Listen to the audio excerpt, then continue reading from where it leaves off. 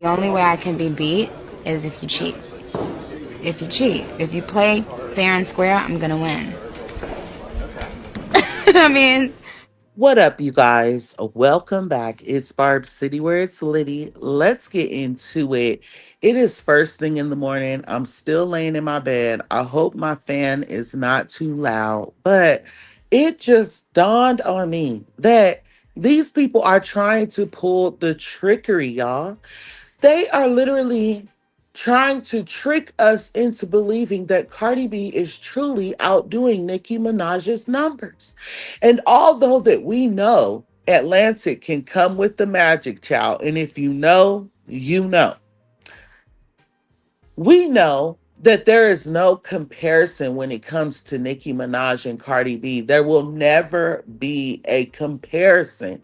But since y'all still want to continue to compare, I got some real truth to compare. And after this, I don't want to hear anything else about a number 11 being on Nicki Minaj's level. And that is according to Billboard themselves. Nicki Minaj is listed number one. Cardi B is listed number 11. Okay. And it's funny because Little Kim thought that she was number one this whole time, and she was not even number two. She's number four. Okay. Anyway, so, and don't try to say that Billboard doesn't matter when everything is about Billboard charts. Let's be very clear. Now, let me stay on topic here, okay? First of all, take a look at this right here. Nicki Minaj has put out 5 albums, working on her 6th album right now. And Pink Friday 2, her most recent album, landed at number one with 34 weeks on the chart.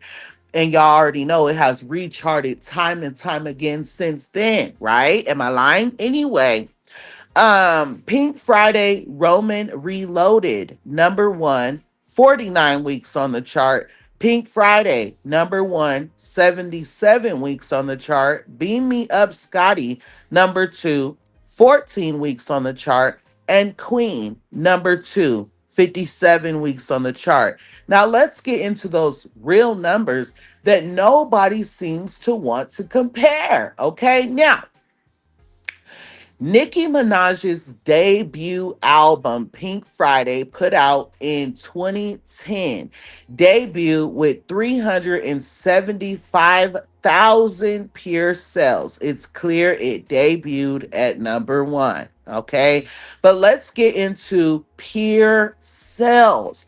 That is an era that none of these new female rappers, or shall I say, none of these new artists can even spell. Clock it. Clock it. I promise you, if you ask any of these new female rap girls how to spell pure cells, they will not know where to begin. Okay, first of all, but let me explain to you guys what it is. That is when streaming did not exist, and everything that was being released in that era was pure sales. Real fans going to the stores and buying vinyls and CDs and things like that. Pure mother effing sales. Now, the fact that these girls are getting paid now for streaming is because of Nicki Minaj. Nicki Minaj is the one who fought for streaming rights by herself in the courts, standing strong. And you know what's funny is these girls always want to go up against Nicki Minaj when really they need to be telling her thank you. Y'all hoes be raggedy as fuck. Raggedy, raggedy, raggedy. They would literally be starving, them and their kids, if Nicki Minaj did not fight for them to be paid for streaming the only way they make money. embarrassing. Okay, because we all know, although they might make a little bit of sales in the pure sales department, They really don't be making any noise over there for real.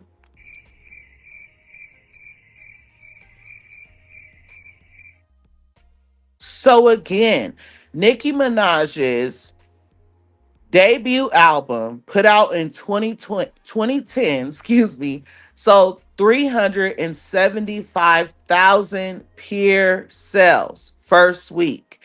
Now, let's get into Cardi B's debut album. Hold on, let me pull it up. And as you guys can see, Invasion of Privacy sold 255,000 album equivalent units. That means not pure sales.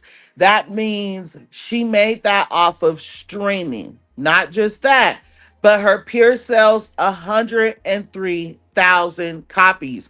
Where does that add up to Nicki Minaj's 375,000 pure sales? But see, that's the thing. They don't compare album for album. They don't do stuff like that. For instance, right?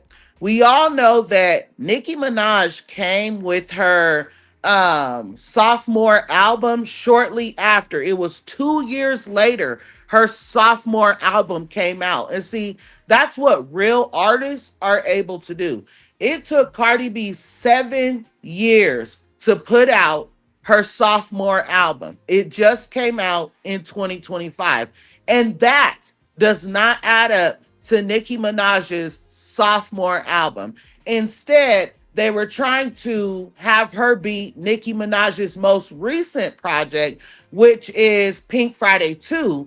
And as far as I know, we're still waiting for those numbers, but she is not going to outdo that album, right?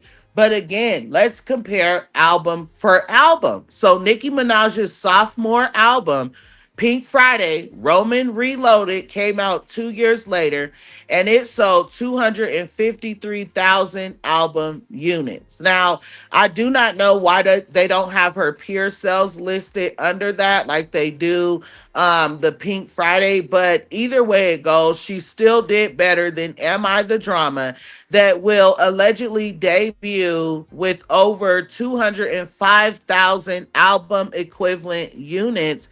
And as far as I know, she has 90,000 pure sales. So again, she did not beat Nicki Minaj's pure sales or her streaming sales for Pink Friday 2, nor did she beat Roman Reloaded. So at the end of the day, if you're going album for album, Cardi B is not outdoing Nicki Minaj at all whatsoever. But like I said, they continue to do things like compare her most recent project with Cardi B. So now, since she did not outdo Pink Friday 2, they're comparing her most recent project, Am I the Drama, to Queen, right? Which is not Nicki Minaj's most recent project. But of course, it is the one with the least album units first week. So, anyway, they can try to say that